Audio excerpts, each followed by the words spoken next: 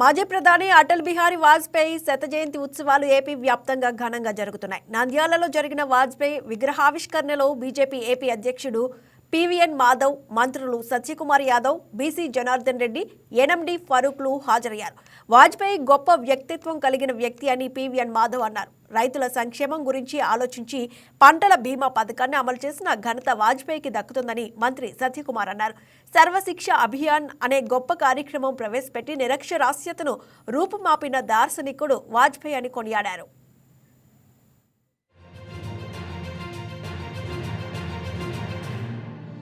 పరిపాలన యాత్ర సందర్భంగా నంద్యాలలో జరుగుతున్న ఈ కార్యక్రమంలో పాల్గొంటున్నందుకు మీ అందరికీ కూడా ధన్యవాదాలు తెలియజేస్తున్నాను.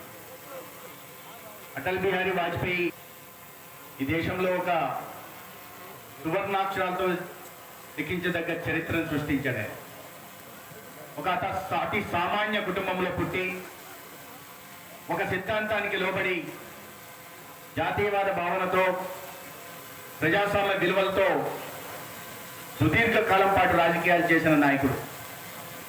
57 సంవత్సరంలోనే పార్లమెంట్ సభ్యుడిగా ఎన్నికై వరుసగా 10 సార్లు లోక్సభ సభ్యుడిగా, 2 సార్లు రాజ్యసభ సభ్యుడిగా, మొత్తం 12 సార్లు లోక్సభలో ఇవాళ లోక్సభ రాజ్యసభ సభ్యుడిగా, పార్లమెంటేరియన్గా దేశంలో కన్యాకుమారి నుంచి కాశ్మీర్ దాకా, ఇటు ఈశాన్య భారతంలోని మేఘాలయ నుంచి ముంబై దాకా ఈ రాష్ట్రం వెళ్ళలేదు, ఆ జిల్లాను టచ్ చేయలేదని కాకుండా కొన్ని దశాబ్దాల పాటు విద్యార్థి దశ నుంచే మొదలైన రాజకీయ జీవితం 2018 నాటికి దాకా వారి అనారోగ్యం కారణంగా 2010 నుంచి యాక్టివ్ పాలిటిక్స్ దూరంగా ఉన్నారు.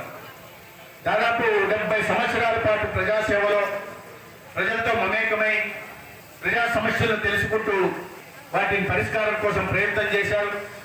ఎక్కడ ఏ ప్రాంతంలో చిన్న సమస్య వచ్చినా, అది రైతాంగానికి సంబంధించిన, వ్యవసాయ రంగానికి సంబంధించిన, శాంతి భద్రతలకు సంబంధించిన విషయమైన, అక్కచెల్లెల సంరక్షణ విషయమైన, యువతకు ఉద్యోగ.